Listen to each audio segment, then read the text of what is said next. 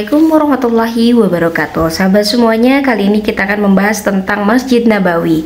Masjid Nabawi terletak di kota Madinah, dan Masjid Nabawi ini sangat-sangat dirindukan oleh banyak muslim di dunia, karena Masjid Nabawi ini memang menjadi ikon terbesarnya kota Madinah ya teman-teman semuanya.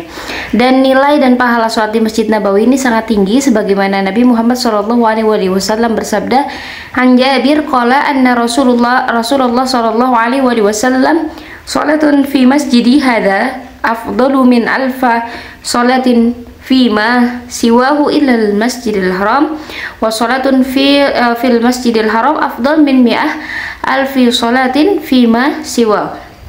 Nah, artinya adalah Jabir radhiyallahu an berkata, sesungguhnya Rasulullah Shallallahu alaihi wasallam bersabda, "Salat di masjidku lebih mulia nilainya 1000 kali lipat dibanding salat di masjid lain, kecuali di Masjidil Haram, dan salat di Masjidil Haram lebih mulia nilainya 100.000 kali lipat dibanding salat di masjid lain." Seperti itu ya.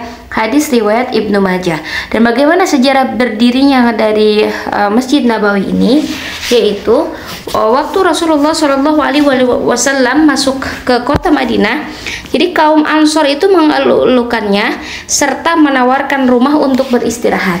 Nah, namun Rasulullah Shallallahu alaihi wasallam menjawab dengan bijaksana, biarkanlah unta ini berjalan karena ia diperintah oleh Allah Subhanahu wa taala. Dan setelah sampai di hadapan rumah Abu Ayyub Al-Ansari, jadi unta tersebut itu berhenti. Dan kemudian Nabi dipersilakan oleh Abu Ayyub Al-Ansari untuk tinggal di rumahnya.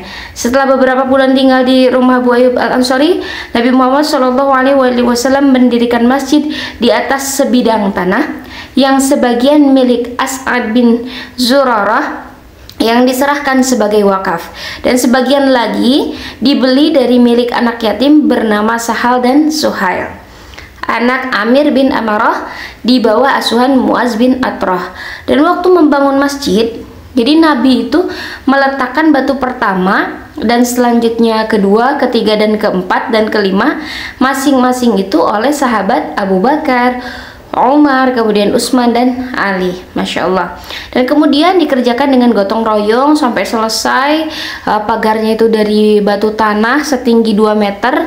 Kemudian tiang-tiangnya itu dari batang kurma, atapnya itu dari pelepah daun kurma, dan halaman itu ditutup dengan batu-batu kecil.